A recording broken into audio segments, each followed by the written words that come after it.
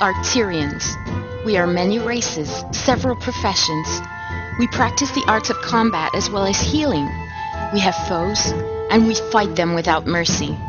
And it's time for us to claim back what is ours. It's time for us to claim back Tyria from the terror of the elder dragons. We can't go on living our lives in fear. We have to fight. We have to make a stand. This is our story.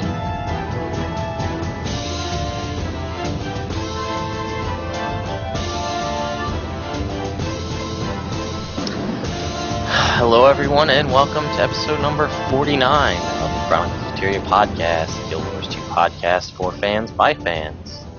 On this week's episode we'll be talking about all the stuff we didn't get to talk about last week because I wasn't here, and all the cool stuff that's come out this week, which is actually about stuff that's coming out next week. Yeah. So anyway, welcome Naveen and Kaysee. Woot! Hello, everyone. Hi. Yeah, so, I guess to start this episode off, we're just going to quickly take care of the participation for our guild events as we normally do. We hand out whoever won, at the end of the next month, so we can take care of that right now. Congratulations to most participation in the guild for the month of May to Memory Burn, attending 21 events. What? That's awesome. What? So, congrats to you. Kaysee, I think you may be on mute, maybe? No, just quiet. Oh, okay. Uh-huh. So who won? Who won? Drink Memory Burn. Oh, MB. Oh, Yes. Sweet. And Newfie won. Awesome.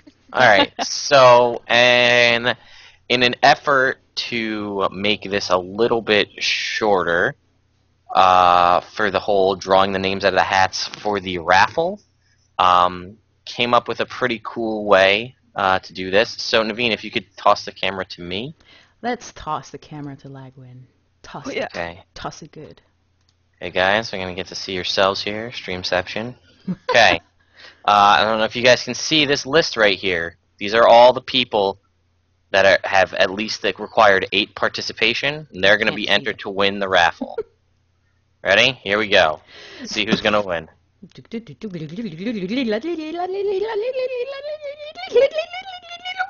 Oh, I see a W. And Willow. Congrats Yay! to Willow. You are the winner of... Oh, that's not what I wanted to do. You are the winner of this month's monthly raffle. So there's only one Willow Chanson. Willow Chanson. Because Chanson. yes. I don't pronounce it chanson. I always see chanson, which means song in French. I'm gonna put Willow C. I'll put that for next time. You're the only one. You were the only Willow that attended the required number of events. So Chanson! congrats to Willow. Man, Alright. I wanted to rap while you were taking attendance, but I didn't want to rap because I wanted to sing to Kaysee instead.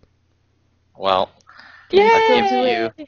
I mean, you still can. I was going to move on to the question of the week winners from last week, since I didn't get to go over that, which 2 weeks ago, if you remember, we asked legendary, if you could come up with alternate legendaries, what would you get? So, we actually got 2 answers, and I think it was only 1 gold, so I think I'm going to give it to both of them.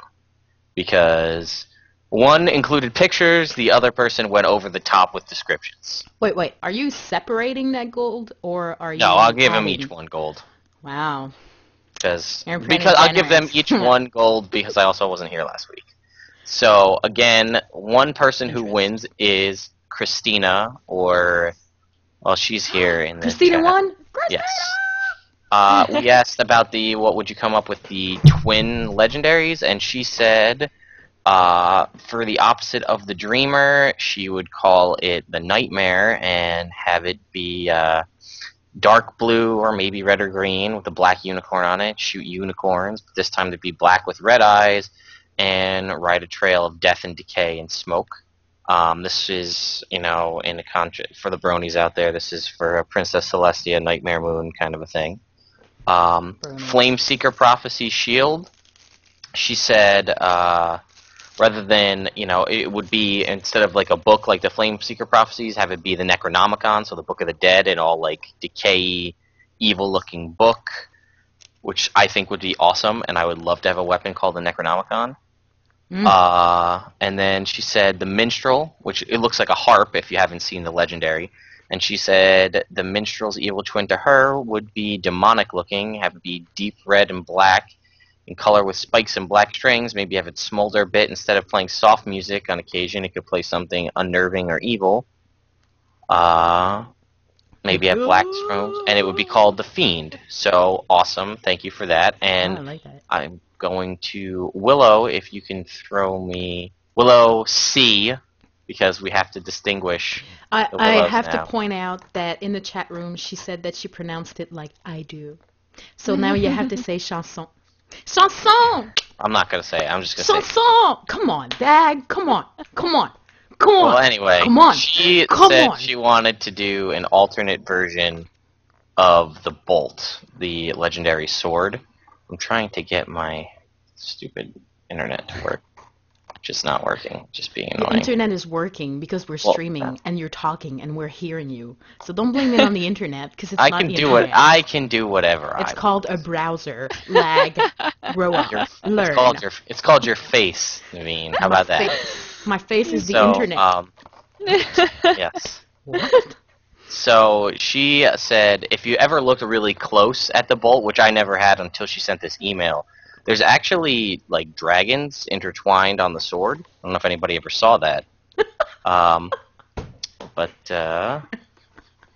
Then she says an evil version would be a silver sword instead of the gold like the bolt, and maybe have one dragon kind of devouring the other dragon. I mean, can you throw the camera to me for just a sec? Oh yeah, I'll throw it good. Whoosh. Tossing it away. It's the only way to do it. So here you go. This is what she meant if I switch it to the actual thing, which is not that, which is this. What is this? A So serpent eating a serpent? Because if you see right here, you can see the dragons on the sword, which I never noticed. And she said the evil version of the bolt could have like dragons eating other dragons. Oh, nom nom nom nom nom. I think they go like. I don't want to talk too more because she's getting embarrassed. But anyway. So now, since they both won, we're going to have to see how much they won. Which is... Yeah, true. Oh my god! Is this the first time we're... We're debuting the new spinner right you now. Guys. So, here we go. This is our brand new, if I get all my stuff out of the way there. Oh, it's so beautiful. This is our brand new spinner right now. So you can, So, we're going to hit spin here. You see our spinner, our brand new spinner. So, thank you to Ala Carolina and White for coming up with this. And then we click stop. And we'll see where it stops. You have to close your eyes. Oh, okay, it slows down. It slows. Oh my god! You're awesome. So, Willow and Christina, you'll both be receiving 2 gold for your awesome answers. That is the coolest spinner. Awesome. Oh my god. No, seriously though, those are... how? Why? How? Not why. Why I know. It's because we're awesome. But how? I wish I could pay you for this, but I can't, so I'll pay you in fame. It's done. There you go. So, yeah.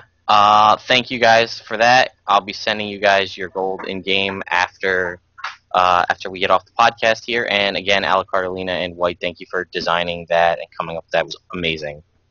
Amazing doesn't even cut it. So, and for you guys who are listening on iTunes right now, sucks to be you and on the Twitch channel. yes. Again, for those of you that are watching or listening to us on iTunes, if you'd like to watch us live, Thursday nights, 9 p.m. Eastern Standard Time on twitch.tv/chroniclesoftyria. And just as a reminder, when the question of the week comes up, we're not spinning to give you the gold ahead of time. When you enter to win, after the fact, once we choose the winner, then we'll spin and see how much you actually get. So, there you go. Alright, now let's move on to our little...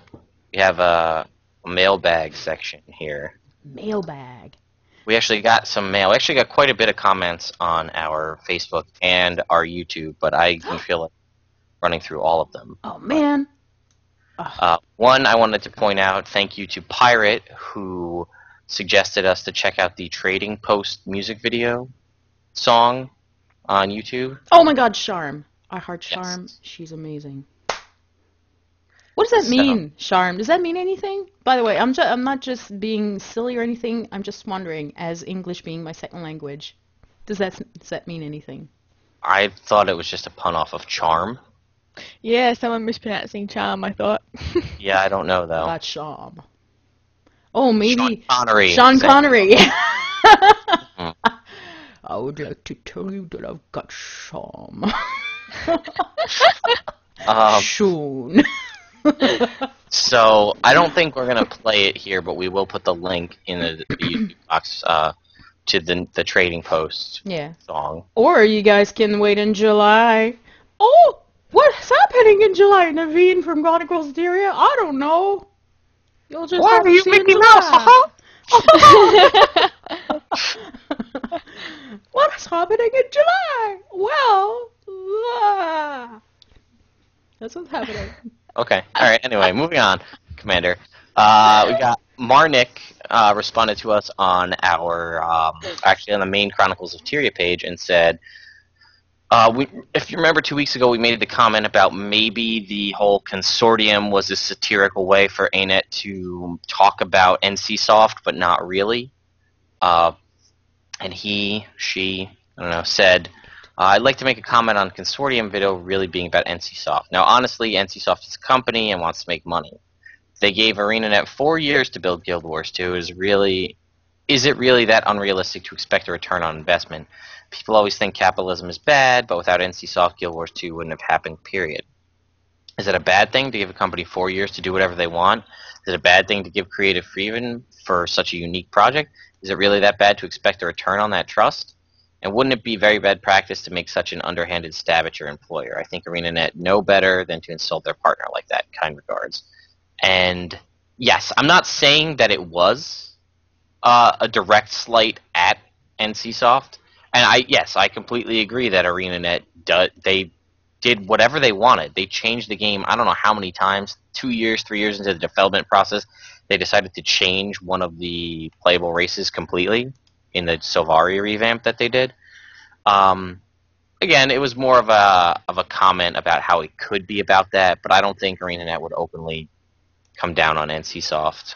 Although it is interesting to learn about how any of the money that we spend towards gems in Guild Wars 2 doesn't go to ArenaNet, it just goes to NCSoft. But that's another story for another time. That shouldn't discourage people from spending money though, because if NCSoft is smart, they'll invest in the game that makes the most money. So if Guild Wars 2 makes a lot of money, then they won't be silly and go, oh no, we won't support this. They'll hopefully they'll go, oh, okay, so we're making a lot of money from it, so we'll invest it back into Guild Wars 2. Yeah, and just on the same thing, while kind of talking about some of the kind of the mail stuff we received from fans, Sam Beal, I believe I'm pronouncing that correctly, posted on our Facebook the link to the new video that just came out about the Dragon Bash Festival, or I'm sorry, the end of the living story for the consortium, and said, I've made my comments about how I think there's going to be a new Destiny's Edge, and unfortunately people are thinking they're going to call it Traherne's Edge because he's going to run it. But he said, what about Inspector Ellen Keel from the Line Guard as the human for that? I think that actually is a much better choice than Casimir, because so far Casimir's done nothing. Yeah, have you seen the video he linked to? Yeah, yep. That's the one that ArenaNet just put out about how she's going to be. She got wrecked. I don't want to spoil it. We'll talk about it in a little bit. But we won't spoil it. By the way, Sam is Citrus Robot. That's what I thought. am Citrus Robot. I hear some juice. All right. So we'll move on. And again, thanks to everybody who commented. I know we've got a ton of comments on our YouTube channel, a ton of views. Especially with Drawing with Joel. Thank you to everybody who came out and supported and watched Drawing with Joel. Oh. It blew up. Like, Yep. it's crazy. She's got fans. I think almost the most viewed video on our YouTube channel is Drawing with Joel episode 1. No, it's the submissions for the contest with the videos and stuff. It has like I 6,000 said- videos. And to be fair, she's closing in on that. But Oh yeah, she is. Yeah, but I'm just saying. no, I know. So again, Drawing with Joel. there's a second episode of Drawing with Joel is up now. You have until next Sunday night. I don't know. Watch the video. She'll tell you when you have to submit. So anyway, let's move on to shout-outs. So Kaysee, how about you? Do you have any shout-outs? I have one shout out. Let me just cast my mind back. It's been such a busy morning, I can't remember if I had shout outs. Pretty sure I don't have shout outs, but I'm sure someone will say, you should shout out to me, and I'll be like, oh my god, I'm such a bad person. But my one shout out is to, I'm designating this person or this living object as the mascot for chroniclesoftyria, and that is Doric, my cute little kitten. I got him a week ago. I know, come on. He doesn't want to get off his hut. Doric.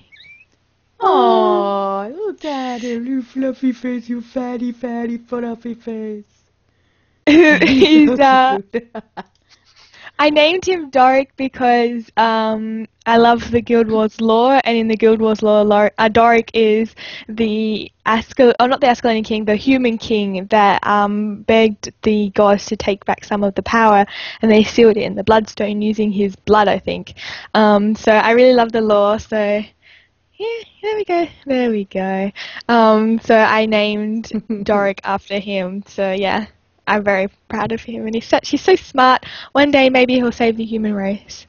We can live in hope, can't we? Yes, Kaysee, he will. Because that totally makes sense. And he's so cute, he's adorable.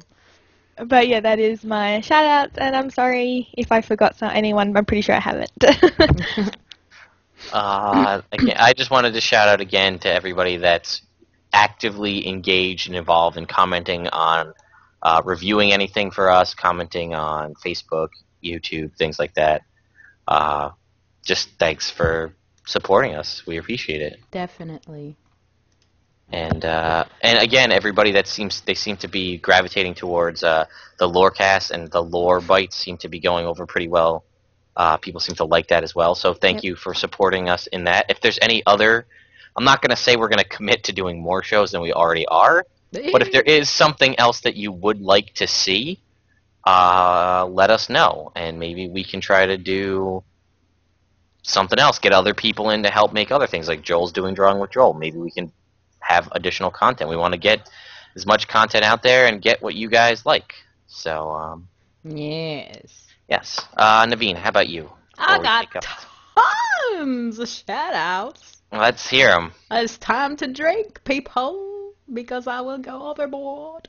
Okay, let's do this. So, I actually made a document of shout-outs. That's how crazy. Okay. To be fair, there was a few shout-outs that I haven't done in the past few weeks that I completely missed, and so these are that things. Let's do it. Yeah, let's do it. Okay, so on CoTPodcast.com, Kitschwas, I think that's his name, left a comment on our number 46, the episode number 46. It was Guild Wars 2, The More You Know. We had all these little trivias from Guild Wars 2, and he left a comment saying, Moas are very interesting historical bird. Some got up to 12 feet tall. And that made me think about the Asura saying, I'm like 6 feet tall. I feel 6 feet tall. Anyways, on the hair tattoos seen in the image of 5 characters, look also to Rocks from Flame and Frost. She has dreadlocks, a hairstyle not, hopefully yet, available for Char. Looks like they're just giving NPCs unique options they don't, yet I hope, give us. Why? I'd like dreads. 'Cause I be jamming on the beach in South. Oh my god, I'm being so. I love you guys. That said, I would much rather buy the option to add new hairstyles in a makeover kit for my characters than a giant anime mace shield. So that was a comment. For Twitter. By the way, on Twitter, we are at 325 followers. Thank you very much, guys. If you didn't know we had a Twitter account, head to twitter.com/chroniclesoftyria. There's no of, because there wasn't any space. So, it's from AC, at AC, but I'm not sure if I'm pronouncing right. If I am, yay, props to me. Says, oh yeah, because he sent Chronicles of Tyria a tweet of a picture saying, Naveen! And then there was a link. So I clicked on the link, and it was a picture of Logan Thackeray with Nicolas Cage's face. And it was pretty damn funny.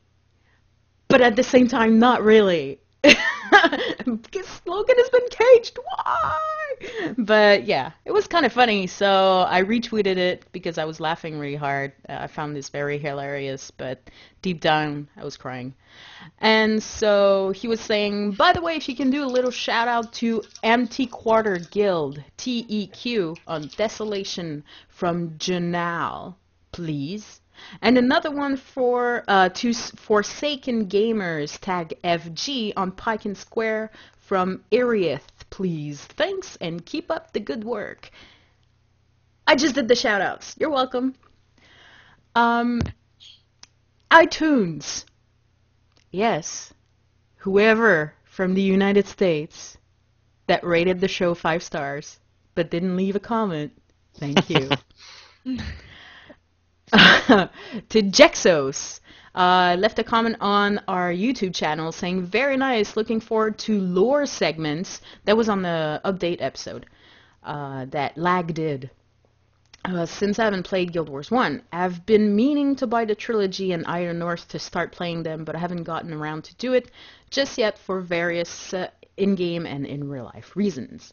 Maybe the lore segment will get me more motivated to follow up on the lore as I play through. Personally, don't draw, but Joel's art sounds like fun, and the usual podcast madness is always fun. Glad to see so much activities from you guys, and glad to be part of this community. You're welcome!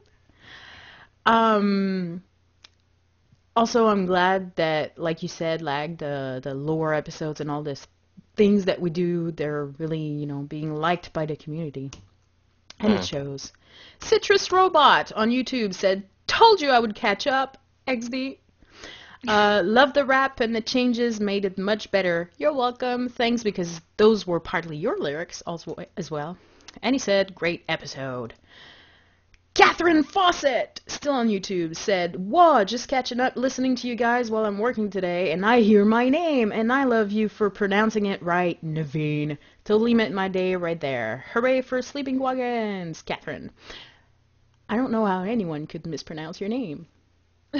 That's weird. Fawcett. Okay. Still on YouTube. I told you I had a lot.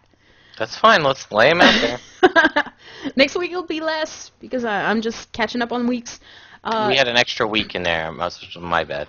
Yeah, that's fine. Kitchwa's Selassie, and I think that's the same person that left a comment on CoTPodcast.com. Commenting on the video COT lore cast number 1, the Elder Dragons, saying on the Karka being intelligent, every now and then a speech bubble with random Murloc type text and assorted exclamation points will pop up when running away from one of them in the Southsun. They're trying to say something, but no idea what. You know what? I didn't even know. That's awesome. I can comment on that. I'll interject for a sec. That's actually Anders Wildman something or other. He's a guild bounty. He's inside the Karka. You have to kill the Karka, and then he comes out, and then you kill him. And that's how you get your guild bounty. It's a pain in the ass to find when you're trying to find him. Oh. But when you're just walking around, he seems to be in every Karka. But anyway, sorry. Wouldn't it be creepy if Karka could start speaking? Oh my goodness. Yeah. Yeah. Hey, how's it going? Imagine their little mouths going like, "Hey, you want to share a beer?"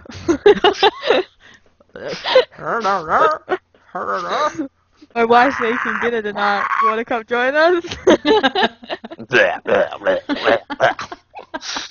And Karka roll, and everybody's dead. Oh my god. No, that would be weird. Maybe, who knows. He continued with saying, on Sylvari being human-like because of the grave, if you do the Sylvari personal story, you meet a Sylvari that looks just like the others, that does not come from the pale tree. That we knew, and we talked about in one episode, which, well, I don't know. But, yeah, we knew that. But thanks for pointing it out for those who didn't. On Brahma, going after Jarmag, I'd also prefer a female Norn do that. Yeah, we talked about maybe it would be Bram killing, and then you were like, oh no, he'll be corrupted, and then Air will be like, no, what do I do? Yeah. And Air's gonna be like she always is. Okay. Still on the YouTube channel. Oh my god. Okay, I got two more. HS Deluxe 2. Nice nickname. Commenting on the video, COT Lore Bites number 1, the Xunlai Guild. Wait. Xunlai? I don't know how you pronounce it, but whatever. Whatever. Said, I really hope you continue this. Promises to be a nice idea. You're welcome. And last but not least, Guilt 00, which I think is Jexos. Commented on the video COT Lorecast number 2, 3 military orders that we uploaded yesterday, saying fun stuff, keep them coming. And again, you're welcome. And that was the shout-outs. You can stop drinking. All right. Yay! Thank you, Naveen. I need a drink. Naveen, can you send it back to me? I actually forgot. I wanted to shout out to the winner of Joel's drawing contest for the sexy Quaggin, and I want to put up the picture here for the winner. So there you go. They were fantastic. They were so fantastic. That is the winner of the sexy Quaggin drawing contest. Oh, that is awesome! Although people will see half of it. They only see half of it? Oh, okay. Yeah. It's Move it to the middle of the screen. Yeah, I know. I'm trying to figure out where I can move it on. Here we go. Minimize your window. There we go. Oh my god! I loved the earlier. More stuffing! Wow, they're good. Oh yeah, my so goodness.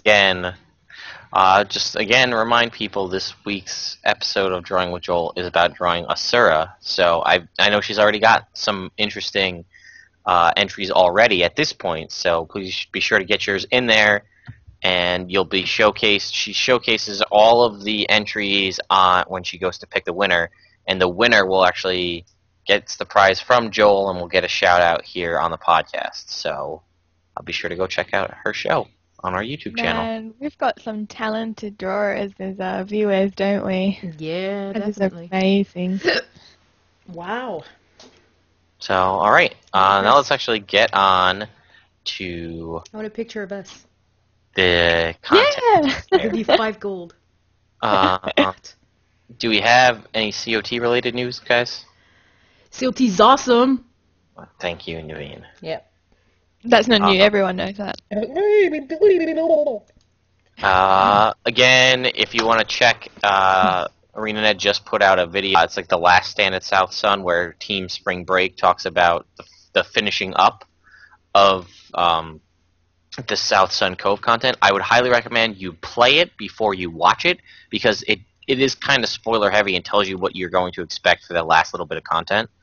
So we won't talk about it too much, just in case you want to try to figure it out. There's an instance with basically a storyline cutscene that completes the story. Also, it's Canuck, and I was saying Canuck, so Canuck. Canuck. Canuck is way better. Canuck. Sounds like he's hitting two coconuts together. Canuck. Canuck.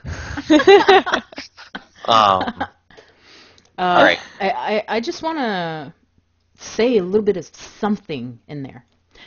While I was playing that update, and you have to, because at first you have to go solo in the instance. Mine was bugged, where I would activate mines and Canuck was just walking over them and nothing would happen. And then some people told me, oh yeah, you have to activate them after they turn yellow, blah, blah, blah. And I was like, I do that, and it's not working. And then I was talking to Kaysee, and I told her, you know, when I go into that cave where Canuck is, he has a speech bubble at first saying, help me. Because my instance was bugged, air quotes. I wonder if that was not accidental from ArenaNet, and then, you know, it kind of slipped, but really Konami is not maybe so mean, but it's really highly unlikely. But that was weird when he was saying, like, just, oh, help me, and I'm like, okay. It's weird your perception completely changed, like, because the rest of us who played it, we had no doubt that he was, like, super evil, you know, all that. And then Naveen's like, oh, it's really frustrating because I want to be able to play it and figure out his story and, you know, and she's like, so is he good or bad? I'm like, he's bad, like, he's completely bad. What on earth made you think he's good? And you're like, oh, because he said help me, and I was wondering if maybe he had been taken over by, you know, some sort of thing. I'm like, well, that's weird, but it's funny how that little change completely changed your perception of what Canuck may be about. Yeah. Yeah. But then it unbugged, and I did it really easily, and I was like, oh. So it wasn't that hard. Yeah. I actually, what did you guys think about the whole single-player dungeon instance and then unlockable multiplayer dungeon instance?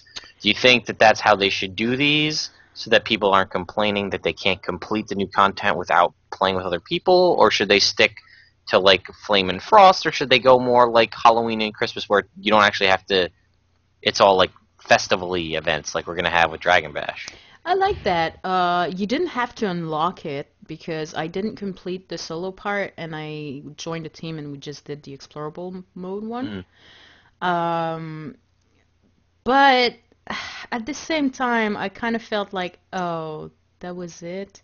Like, I needed something more. I think in the cinematic, when you get at the end and you beat Canuck, when you get the cinematic, if your character would be involved in talking with the other characters, I think, just like in, like, Guild Wars 1, this really got me into the story and really, really feeling like I was involved into the development and everything. But that's what I think. About the one-person instance, I find my opinion is that ArenaNet is listening to their fan base and going, you know, people, you know, can't complete it because they can't find a party or something like that. I think what people are forgetting when they complain about this is that Guild Wars essentially is an MMO. It is a game that you're meant to play with people. And yes, they've made allowances, and yes, they've helped you in a lot of instances. But are people going to start complaining because dungeons can't be solid because they can't get tokens by themselves? Or and to me, this content is very much a social thing. I don't play Guild Wars half as much as I do for, like the progression and gear and the stuff that I play single player games for. Guild Wars only has so much of that, and I would have stopped playing ages ago if there wasn't a social component to it. And by taking out that social component, I found I did the dungeon once, and they were offering me a gold every time I did that dungeon, that single player dungeon. I still didn't do it because it was boring, because it was by myself, because I was getting, it was just, I was in there by myself. It wasn't something I could share with people. And I feel like that is taking out what makes an MMO, If I want to play that single player dungeon content, I will go and play a different game. Right. I realise Guild Wars is trying to stretch out to different people, but you are actually being detrimental to what your game is. You're trying so hard to be something else that you're not embracing what an MMO is and what people, actual true fans, play the game for. Because if you play it for the progression and the single player content, you're gone after a month or something like that. So yeah, I'm very much of the opinion that it was a bad decision, and I hope that they don't do it again, because I like sharing my experiences, or make it optional. You can do it by yourself, but you can also do it with 5 people, because I love doing it with guildies. I love doing it with people, even pugs. God, I'd rather do it with a pug than have to do it by myself. You say that in a theoretical sense. People say oh, you don't understand, but I do almost every day a Fractals of Miss Pug, and yes, I have experienced the worst, but I actually do enjoy playing with people to the point where I'll do pugs. All right, well, let's lighten that mood and talk about animal hats in the gem store. What do you guys? Yay, animal hats. Woohoo. Oh, Naveen, you sourpuss. That's so cute and adorable. I can't believe how well you do that comfy kitty face. I think I'll stay middle of the road, since we clearly have somebody who loves them and somebody who really doesn't. So I'll say they're all right. I mean, they're not really adding anything to the game. They're not really taking anything out. Oh, but, a lot of people do agree with Naveen, because on Reddit there is a thread where people are like, okay, enough with the cutesy-wootsy stuff. I want some meaty, really proper skins. And a person I think this was on the forums, a person on the said, can we please have armor? Yes, okay, we're sick with the gem store cutesy stuff. Can we please have some different armor? And they were just, and a person from ArenaNet replied, it actually takes a lot more resources to do proper armor. Whereas animal skin hats, we don't have to do a medium, light, heavy. We can just one skin fits all. It's a tiny hat, and it also helps with getting proceeds towards the game. So I understand, I totally understand what Naveen is saying. I want something more, substantial, something more, not so cute. It's because, I don't know, I know that they're... Okay, let's be honest. The majority of people will like cute stuff. The majority of people will spend real money in the gem store to get the cute stuff. But there's a lot of customers out there who are ready to pay real money to get something really I don't know, my head has a fire halo or something like that. Fire wings. I don't care. Something that will make my character look like it's gonna kick ass and not lick your butt. Whoa! Your butt. Things must be different in Canada than they are here in America. You don't do that? Before we get too much into that, let me chime in and comment on what Kaysee was saying. If you think about it practically, we've gotten a ton of weapon skins, we've gotten back pieces, and we've gotten gloves. And some headgear stuff, and the gem store things.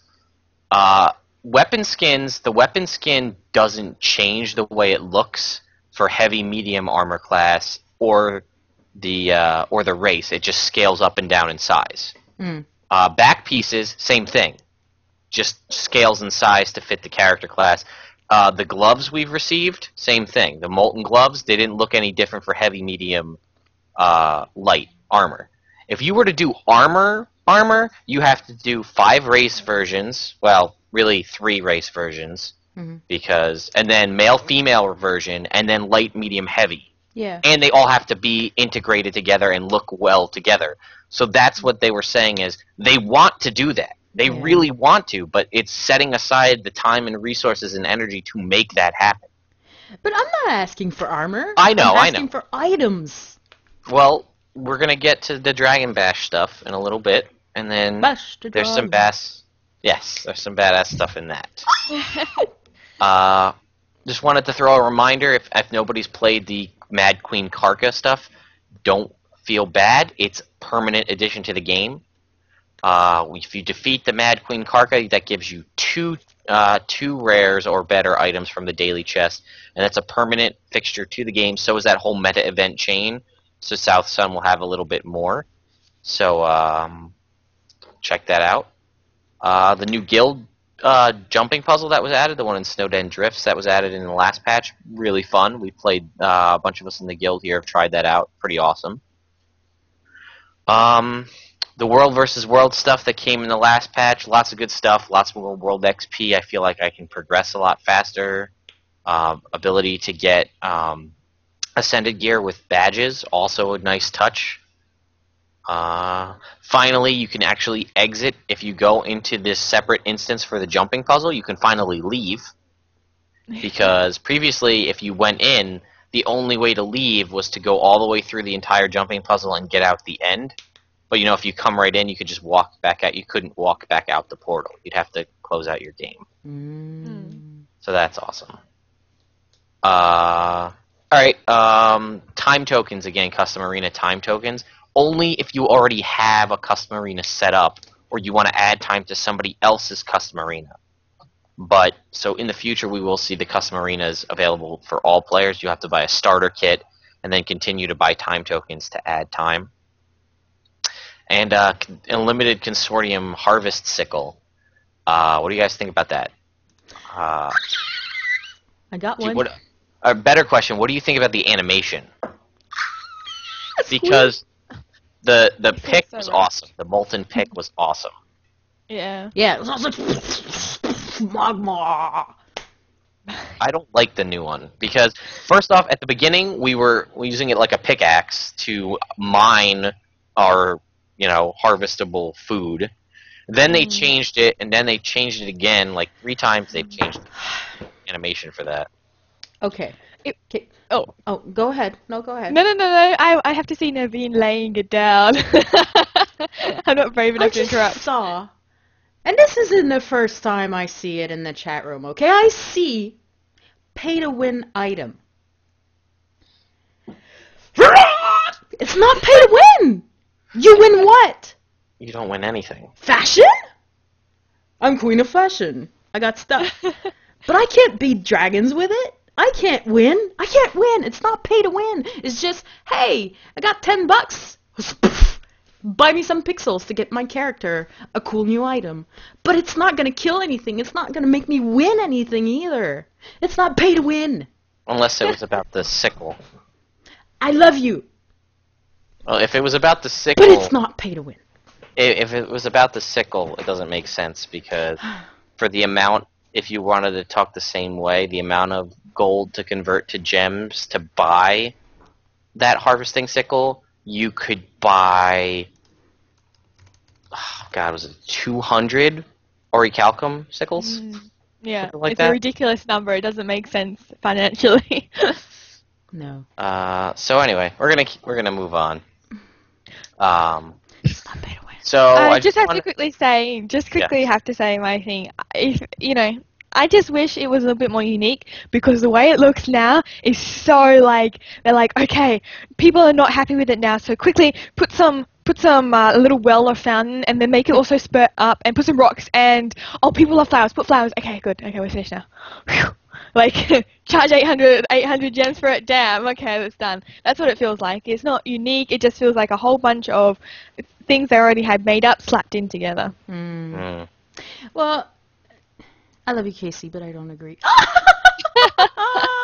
But I mean, it's just I like the fact that I don't have to go next to a little onion patch and go like, oh no, I'm out of sickles. Oh, no, So good. I do that as well. I've brought it because I love the convenience of having an ultimate one. And also, I'm insanely neurotic. I hate using orichalcum when I go to starting yeah. areas, to the point where I'll just ignore a node because I don't want to use my orichalcum one. So, like, having ultimate, even though financially it doesn't make any sense, to me it's peace of mind, so I brought it anyway. Yeah. No, you're right though. Well, I'll put the link in the description and I'll paste it here in the chat.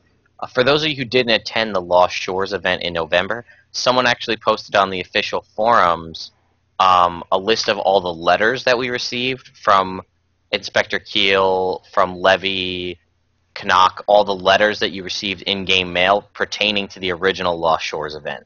So just cool lore stuff that if you missed out on back in November, you can check it out. I posted the link. So that's that. Can you post it in the documents so I can post it on the... It's in the documents. Oh, I love you. Thank you. You guys gotta read my show notes. I did not read your show notes. I know. I do. So let's move on to the Dragon Bash stuff. Oh my god. Dragon. So, Oh my god. Naveen, can you send it over here for a sec? No? Please. Okay. So, let's switch to... There we go. Alright, so this is the main page here that we received for the Dragon Bash Festival. So, there's the awesome video with the song that both Kaysee and Naveen were singing. Can I post it? Can I post the song? Can I post it? Sure. Can I play it for you guys? Especially Yeah. you guys that are listening on iTunes. Oh wait, where is it? Oh my god, I'm too excited. Well, I'm going to keep going while she looks for that. Oh yeah, you do that. So the whole timing of the event is here, which is nice, which really makes me nostalgic for Halloween and Winter's Day, where we had the whole timing of when things were going to come out and all the different kinds of things we're going to get, like fireworks, MOA racing, Dragon Ball, Dragon Pinatas, all this kind of stuff. And this new item, the Dragon Coffer, which we found was data mined last week, so we actually now have more information about it. But I'm going to scroll down a little bit to the bottom here. There's the Horns of the Dragon helm, which looks badass. So there you go, Naveen. There's your badass helmet. If you attend the entire fireworks show, you'll get that. There's the holographic dragon wings, which aren't listed here, but you can see them in the video, and we'll have a picture we'll put up later.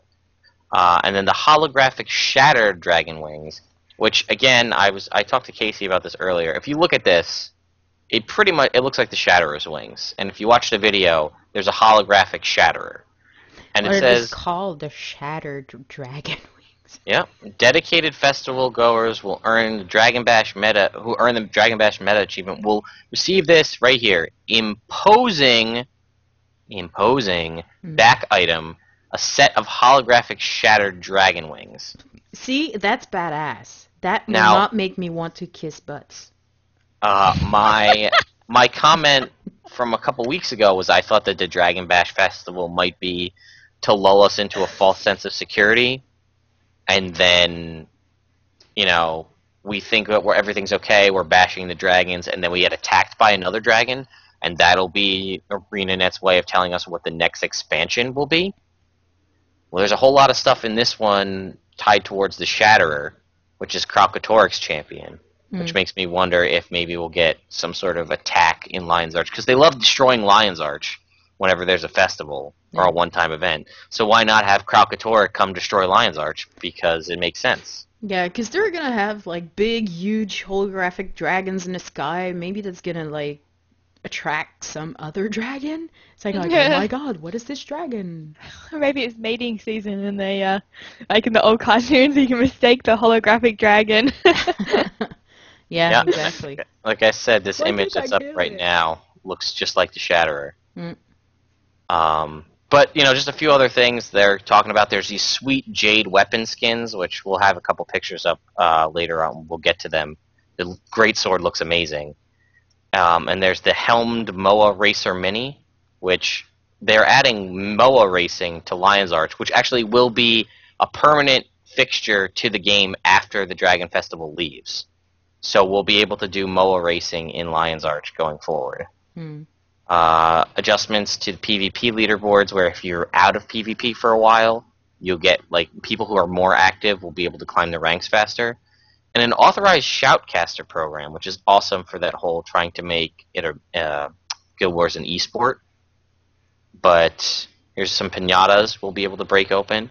And I don't know if you guys saw, there was the comment about Zai Taffy candy. So it's like, yeah. But here's the helmed MOAs. We'll be able to get this in a mini form. And only for the Dragon Bash Festival will they have these helmets on. There's some Dragon Ball. What Yeah. So I'm going to let Naveen just play the song, because I bet she found it now. Oh, well, yeah, I found it. Oh, wait, now I have to, oh, look at that. Ooh, Inception, blah, blah, blah. Okay. Whoa! Yeah. Okay. Are you ready for this, guys? Are you ready for this? Pump up the volume.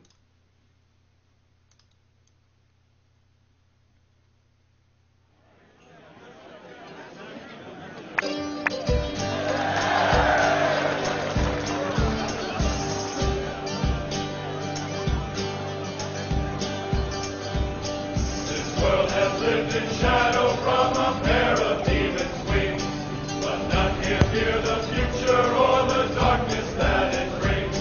The monster puts on quite a show, expecting us to yield, but there's just one course of action when we take up sword and shield. Smash the dragon, drive it right back into its den. Smash the dragon, may it never rise up again. Smash the dragon, drive it right back into its den. Smash the dragon, may it never rise up again. Smash the dragon, may it never rise up again.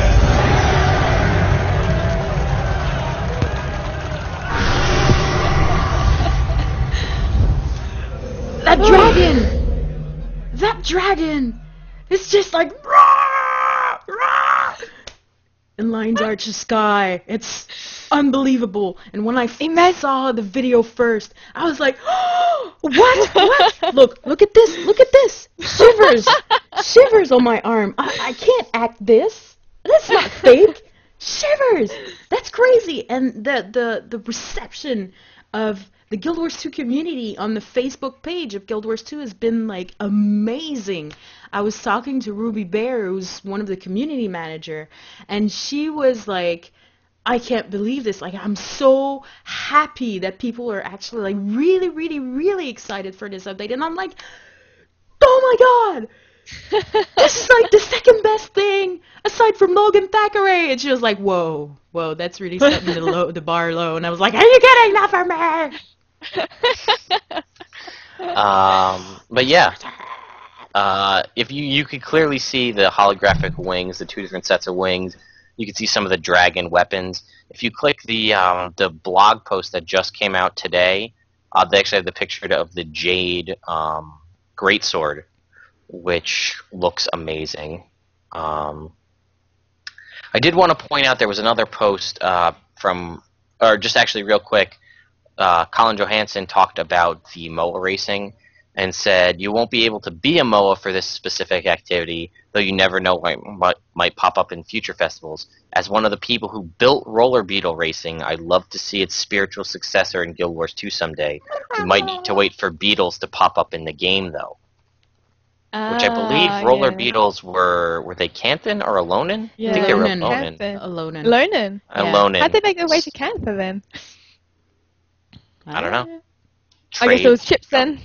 Yeah. Yeah. So maybe that's a hint. Who knows? Just about the song, I've got a bit of trivia. Oh. I'm so proud of this trivia. Oh, that song is actually a fan made a song before release that was that tune. and it was like about how much they love ArenaNet, and they're surprised ArenaNet could even play because they don't have enough sleep because they're working on the game. And it was just a appreciative song that he made after seeing them at PAX, and the developers really loved that song, and it had that same sort of tune to it, not exactly the same, but same sort of tune. And so the developers took the song and turned it into this really like kind of bash the dragons, bash the dragons. And I think they either worked with the guy or they talked with the guy, but I thought it was such a wonderful way to show that guy that they absolutely love their song by taking the tune and putting it into the game as something legitimate, and I thought that was wonderful. So, and it was actually the people who, I think it was McLean is also, I can't remember who else, but the guy that did the Halloween song for the, a lot of the Halloween songs actually, he's actually singing in that one. So a lot of the arena developers are actually singing that. So that was very cool. Oh my god, I'm so excited! I did want to, while we're talking about this, as we know, Living Story has given us a lot of temporary content. Colin Johansson also made a post regarding permanent content. So he says, we've been playing around so far this year with a lot of different concepts to see what works for a living world game and see what players liked and didn't like. Based on all your feedback, you'll be seeing a greater degree of permanent content built into the future living world releases in 2013. And of course, some things you've seen before may return again, in its current form but updated, like Super Adventure Box or Holiday Festivals, or in a new form entirely. We've got a few more updates coming more along the lines of what we've done so far in the vein of Holiday Festivals, but as the year progresses, we're going to layer more permanent changes and content as well with each living world release. I'll toss a blog post up in a couple of weeks that outlines high level where we're taking our living world style updates specifically in the future for more clear transparency. Clear transparency, seems excessive. It's all ironed out. As well as your feedback and comments are greatly appreciated. We'll continue to adapt and grow the strategy and concept as we go. As we said before, we're trying something very new and different here, and in some ways we're learning along with all of you how we make a living world style game work. So, that's good though. I mean, a lot of people, it's good and it's bad, because it's kind of ArenaNet pandering to the fans, which is good, but to the degree they do it sometimes is a little bit much. But a lot of people have complained about it's all temporary content. But they're saying people have made their voices known and they want to make it more permanent content, like this MOA racing thing and the Karka event are two major updates they're adding that are going to stay around after the temporary content leaves, which is great. I'd love to see more of this like festivity thing, like the MOA racing kind of roll out, like maybe we get Polymock is some event, and then it stays. No. Well, okay. Well, you know what I mean. Things like that. Maybe freaking get the shooting range in Lion's Arch, finally. Or, Divinity's Reach, rather. In Divinity's Reach, Yeah. People are complaining a lot about it not being permanent content, but when you think about it,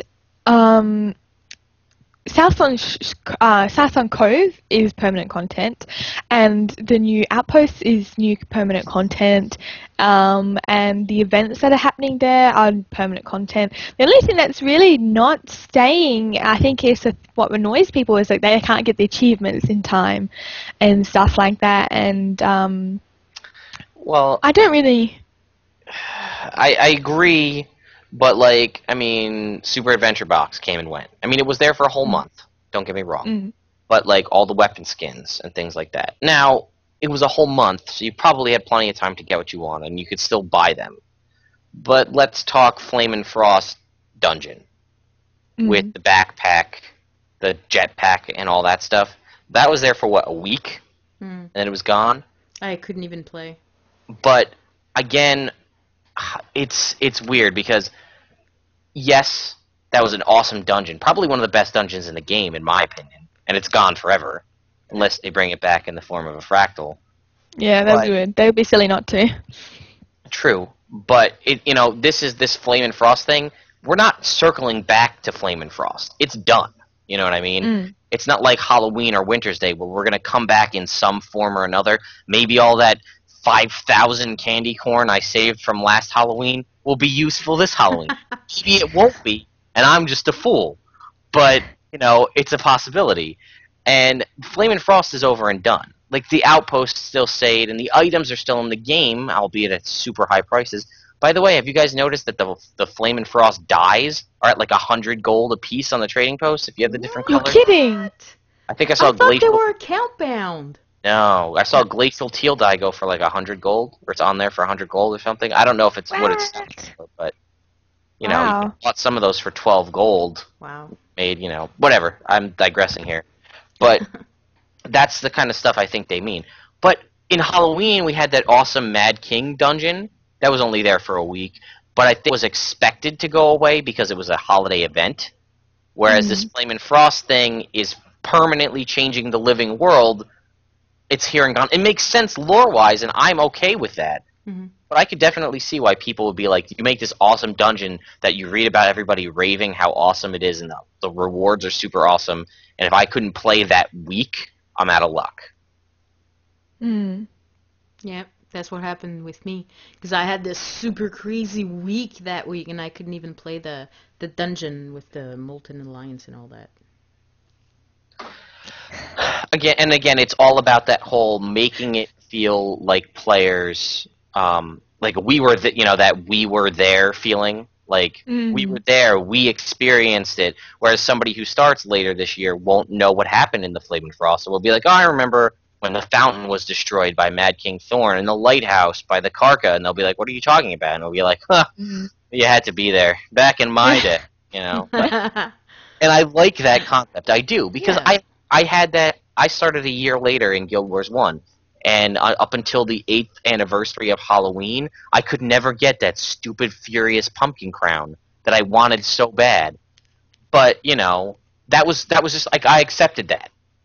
And I feel like a lot of players in Guild Wars 1 accepted that. Like, if you weren't there at the launch of factions to play in Day of the Tengu to get a Tengu mask, you didn't get a Tengu mask, and that was it.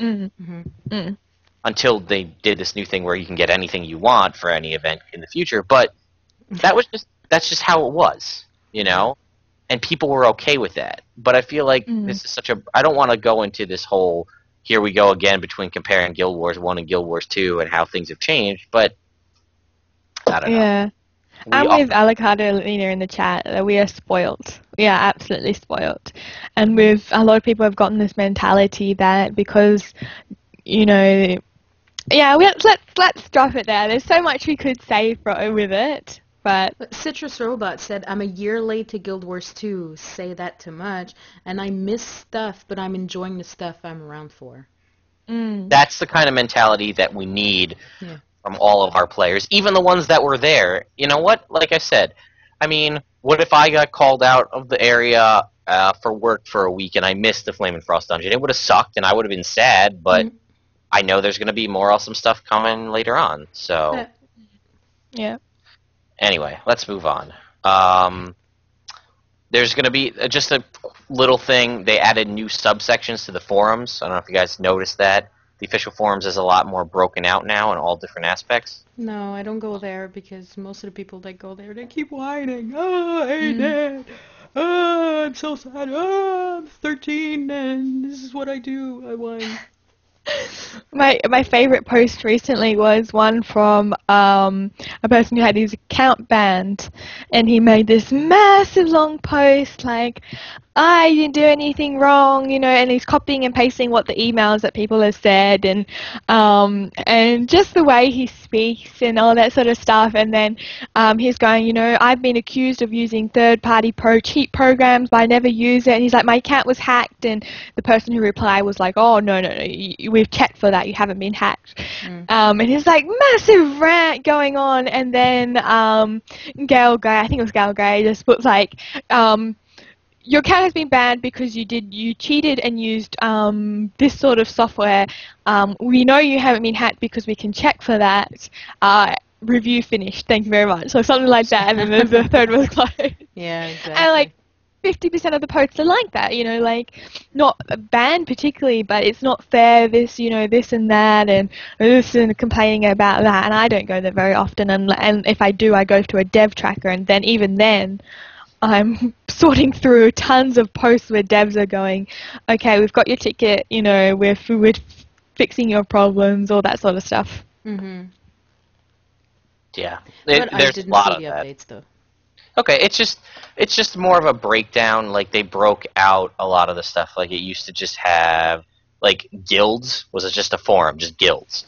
Now there's guild recruitment, guild missions, looking for guild. Things like that. There's a section for in-game events, a section for API stuff. World versus World is now 3 different pieces: World recruitment, matchups, World versus World discussion, PvP events, looking for a team, structured PvP. Just cleaned it up a little bit.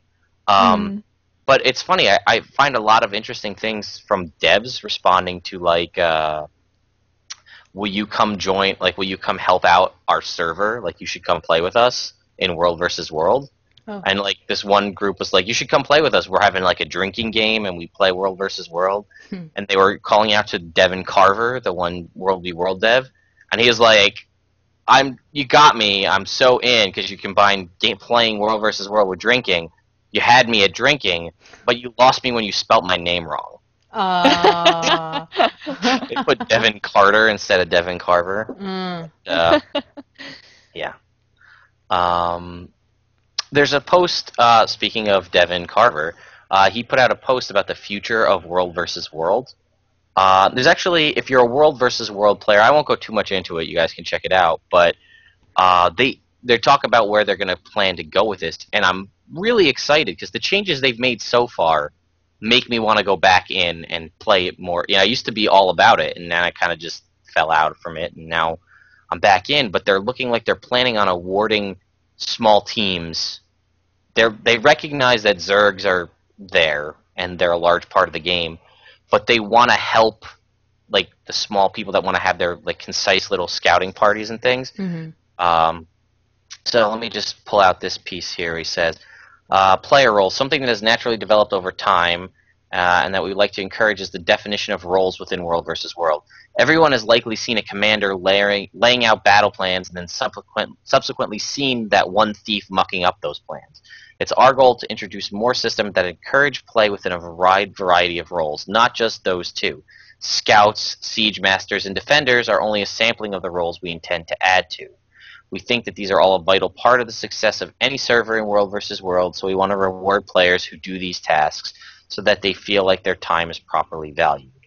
They talk about Zergs and how their numbers are important, but a lot of the times when you see a Zerg, it's just a mass of people just rolling around doing whatever. And they're saying that numbers are important, but they want to reward tactics. So, like, if it's a Zerg of 30 versus a well-organized Zerg of 10, it's not really a Zerg, but you know what I mean, that the team, there will be things in the game for the team that's well-organized to outbeat the team with better numbers, which is how it would work most of the time in, like, real-world battles of that time-ish. I mean, I wasn't there, so I can't really chime in. But, you know what I mean? Usually discipline beats numbers in the majority of things. So, they also talked about making commanders, commanders are a major part of battle, but right now their tools for commanding are few. Guilds are an important part of strategic gameplay as well, but they aren't rewarded as much for taking an active, positive role. These are things we want to improve on because we feel that not only can they increase player investment in the outcome of any particular play session or match, but they simply make the game better for everyone. So they want to make World versus World better for people that don't want to just roll around in a Zerg following a commander blindly, which seems to be a lot of it. And they want to make Siege Weapon better. They're going to work on that to make it more deadly and things like that. And maybe even more other crazy stuff we don't even know. But just keep an eye out for updates to World versus World. Okay, fun stuff again. Yay! If you guys remember a while back, we talked about how there was someone data mined a school outfit. Yeah. And I said, like, when I read that back to school outfit, I automatically thought Japanese schoolgirl outfit. Mm-hmm. Can you throw it to me for a sec, Naveen? Throw it to yo.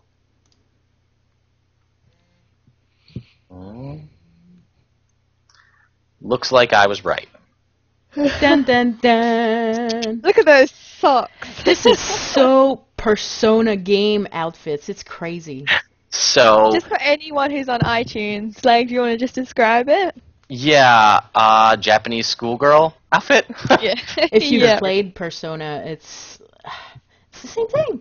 The same thing. It's the same I thing. know. Tiny little mini skirt, long, like over the thigh, over the knee, up to the thigh, socks, little I know blazer. they had talked about when originally it came out, the data mine information said pants. So people were like, "Oh, schoolgirl, like back to school pants," but I'm guessing it's pants for the guys and these miniskirts for the girls. Yeah. So that's just that. Just something I wanted to throw out. And also, in that same data mined information was also the information for the unlimited logging axe, which the word it says "chop it all!" exclamation point, unlimited logging, limited sale. Yes. Uh, Yes. I don't know how much money I've spent on the trading post. I honestly don't care. No, I'm such a frugal person. I almost never spend money on games because to me it's like, Yeah. you know, if you get it for free, why not just play it for free? You know, just, you know, work to get it. And Nope. with Guild Wars, it's like, that sort of thinking just goes out of the window. I'm just such a fangirl for it that I just like, I don't mind spending money on it. I enjoy it so much. It brings me so much pleasure that I feel like it deserves some money. Like, yeah, I'd throw my money at this screen if I had some. There you go. Here's my Canadian money. Your loonies. My loonies and my toonies. there was also I totally missed it before, so I'm gonna do. We got a question of the week right now, Naveen. Ah! There's a question of the week. Wait. It was like half an hour ago. I forgot. Question of the week, people. Yay. It's about the Dragon Bash Festival. What do you think we're gonna see in the finale of the Dragon Bash Festival? So send your email. You can comment on our YouTube on this video. You can send us an email at hosts@chroniclesoftyria.com. The best answer will be picked next week. Send it in by Tuesday, 11:59 p.m. next Tuesday. The winner will get picked, and we'll spin live on the show to see how much gold you win. And if you can make it to the Twitch channel on next Thursday at 9 p.m. Eastern Time, we'd love to have you there. Thank you, by the way, to all the new people that we've seen in the chat Yeah, room it's right quite now. a few. So Yeah. Thanks for um, subscribing.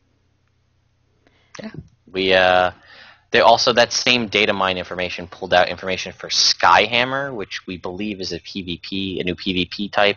Maintain control of the Skyhammer cannon to call down lightning and vaporize your foes. Halt all movement, experiment incoming, test subjects may experience dizziness, confusion, and death. I know it doesn't make any sense, but that's all the information that was able to be pulled from the data mine stuff, so we don't know. Data mine. And a crap ton of looking for group tool updates. Like, you'll be able to search, like, I can't even go through all the information, but it's like, you know, I want to go to, like, Sorrow's Embrace, and it's just everything. So, okay, Live Spartan 235 in the chat said they revealed the Skyhammer stuff on the State of the Game review on Guru. I didn't actually catch that, so that's a good call. Yeah, I figured it was PvP, but I guess if you want to know more about that, check out the State of the Game review that Guild Wars 2 Guru did. I didn't see that. But yeah, the looking for group is going to have, you know, you can filter all sorts of stuff. It looks like maybe it'll even make Guild Wars 2 lookingforgroup.com a useless thing now, because you'll actually be able to do it in the game. Yeah. Go figure, right? The game will actually have useful stuff. Come on. There's a lot of useful stuff, like Oh, there's. whispers. Yeah, I'm gonna you throw know, all like, those in a vein. like being able to see how long it was since somebody's last online in the guild. Oh, wait. How many deaths I had? What? I want two things, and I've said it before. 1, guild halls. 2, a nice guild UI. God damn it! Mm. I made a meme on facebook.com/chroniclesoftyria, brought to you by Naveen, with the Patrick Starfish meme saying, why don't we take the UI, the Guild UI from Guild Wars 1 and put it in Guild Wars 2? Which would be perfect, really. Yeah. So It takes time. The game's only a year, so I think a year old. So I think we'll get there in the end. Yeah. I know it's always been something they said they were going to work on, but it was not top priority. It's like working in the back burner. Now, because top priorities is like to render this new design for jellyfishes. Jellyfish. And animal hats. And animal hats.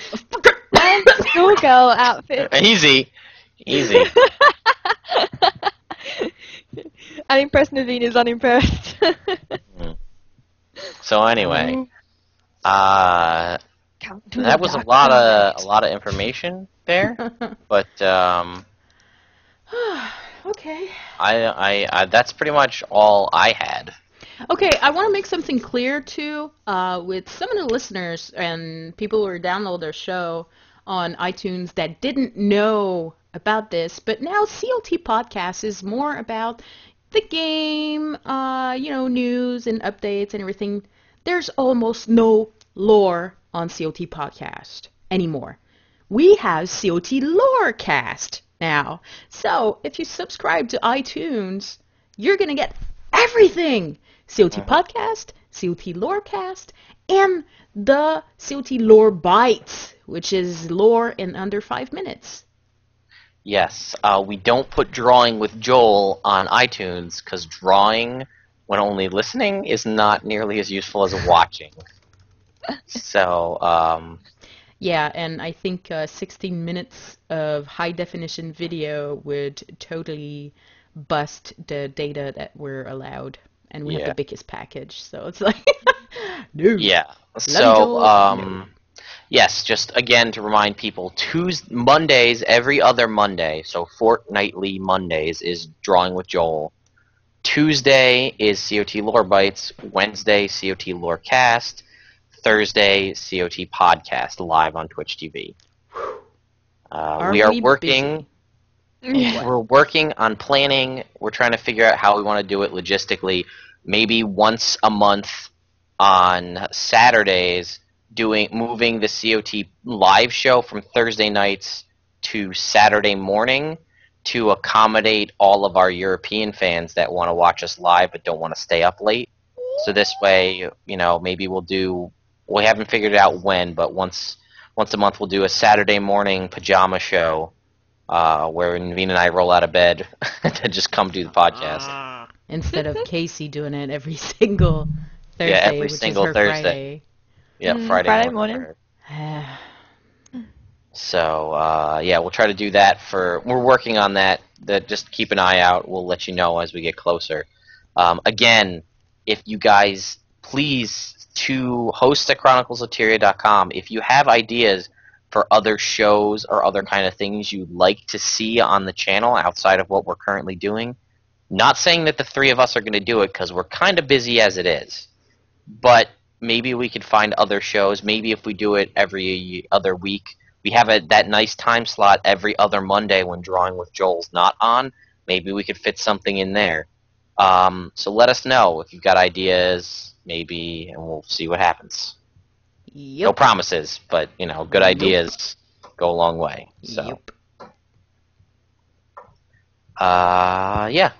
So, Kaysee, did you have anything that you wanted to say? No? Okay. Nope. I'm pretty good, thank you very much. I've said my piece.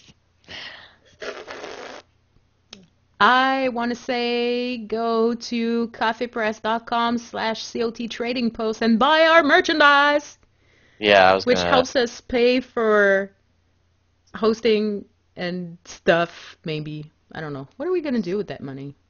The $11 that we made.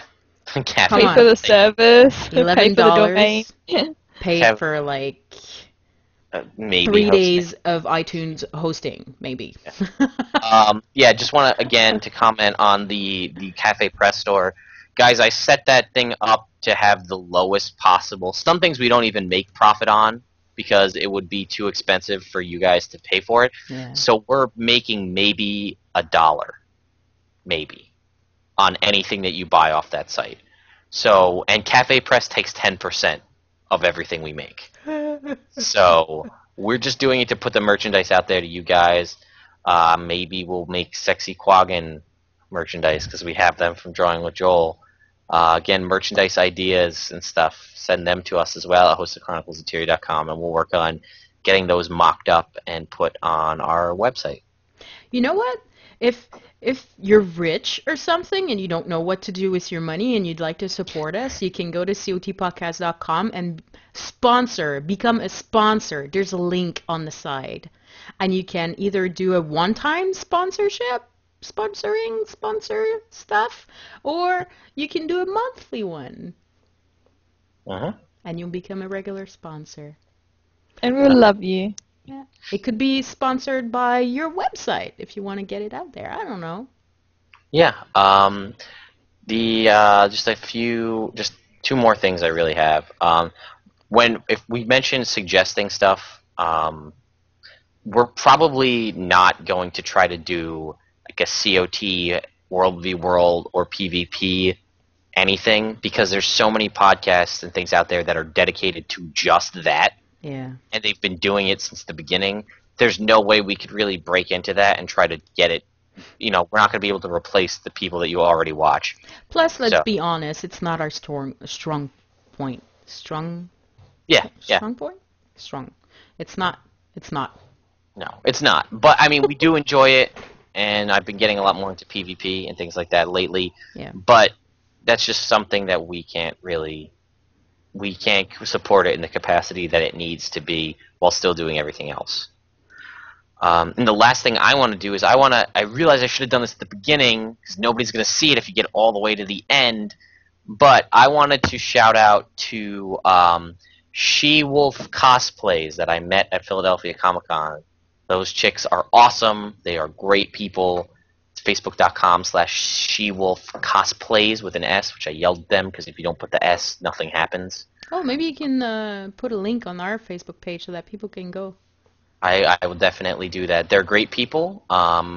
We became super fast friends, hung out all weekend. Oh, and also thank you to all the Guild Wars 2 players that I gave out my card to at the Comic-Con that were like, oh my god, what is that shirt you're wearing under that Ghostbuster uniform? And I was like, Chronicles of Tyria podcast. Here's my card. And you have Chronicles of Tyria card? Yeah, I made business cards. I don't think I have any here with me. I made Chronicles of Tyria business cards. Yeah. Hey! Look, Yeah. dude! Yeah? We're co-owners, okay? I didn't know about that. What? I didn't even see them. I know, you weren't on. I saw them. Oh, out of the loop. Hang on. The loop, Naveen is out of them. Naveen is out leg's of the gone. loop.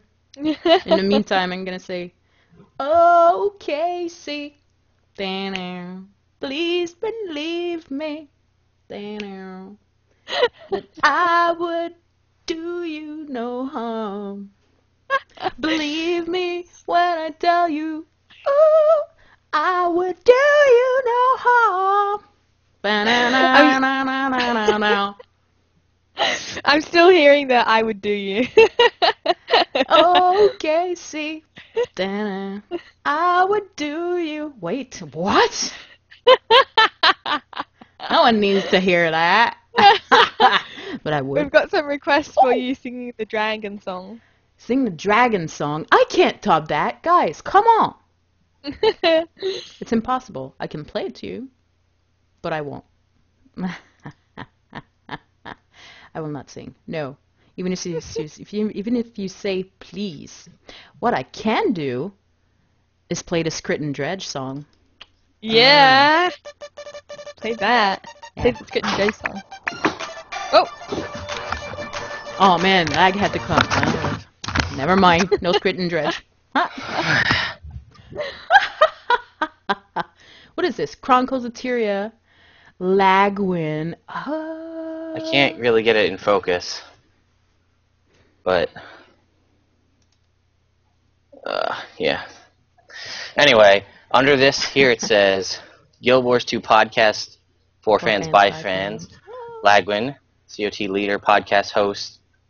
Lagwyn at chroniclesoftyria.com, www.chroniclesoftyria.com, and then I have in the back Chronicles of Tyria. But I figured I'm going to be at a convention with lots of geeky, nerdy people. Maybe they play Guild Wars, and if we talk about video games and they say they love Guild Wars, I can be like, well, why don't you check out Chronicles of Tyria? Here you go. And I put it on all the tables and left it on everybody's convention things so that maybe we could get some networking out there. Wow. Thanks, Lag. Also, next time I realize when I go to conventions, I'm going to go to one with Facebook pictures, because every time somebody stops at a convention to take a picture of you, you never find the pictures because you don't know who those people are. You're like, here's my card, tag me on Facebook. Yeah. But yeah, I snuck around people, and they're like, oh man, we're in this Walking Dead panel, and I'm like, oh, Walking Dead, you probably love Guild Wars.